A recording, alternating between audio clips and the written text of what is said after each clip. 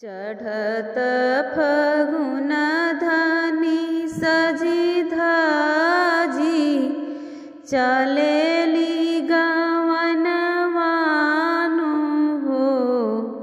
ललना आई पहुँची पिया के नगरिया त पिया परदेस गईले हो। ललना आई पहुँची पिया के नगरिया त पिया परदेस गईले हो। खत लिखी भेजेली बहुरिया की पिया नीरा मोहियानु हो। ललना जाही तू चाहबा भलैया लवटी घरे आवनु हो। ललना जाही तू चाहबा भलैया लवटी घरे आवनु हो। सासु मोरे कहेली खोजिनिया त ननदी बझिनियानु हो। ललना गिला गो तोहरो कमैया गोदिया हमरो खालीनु हो। ललना गिला गो तोहरो कमैया गोदिया हमरो खालीनु हो।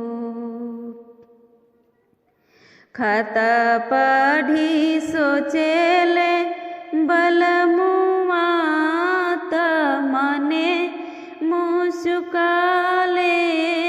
हो। ललना होते सवेरे लवटी आवेले अंगना में ठड़ भइले हो। ललना होत सवेरे लवटी आवेले अंगना में ठड़ भइले हो। कहाँ बड़ी हमारो दुलरुई त हंसी बतियावेले हो। ललना शुरू भइले प्रेम प्रसंग मधुर रस बरसेनु हो।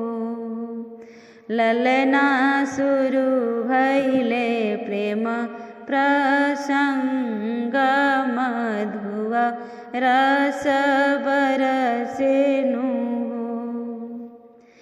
एक राती बीतले दूसर राती आवरु तीसर राती हो।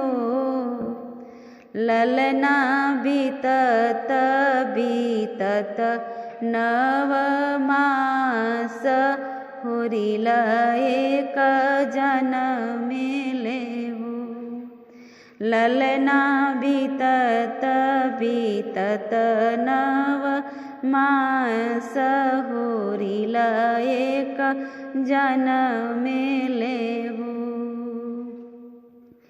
दुआरा से दौड़ेली सासु त गोठरिया से ननदीनु हो।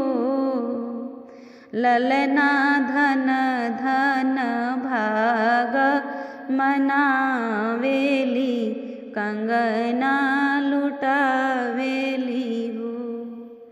ललना धन धन भाग मनावेली सोहर गवावेली हो। ललना धन धन भाग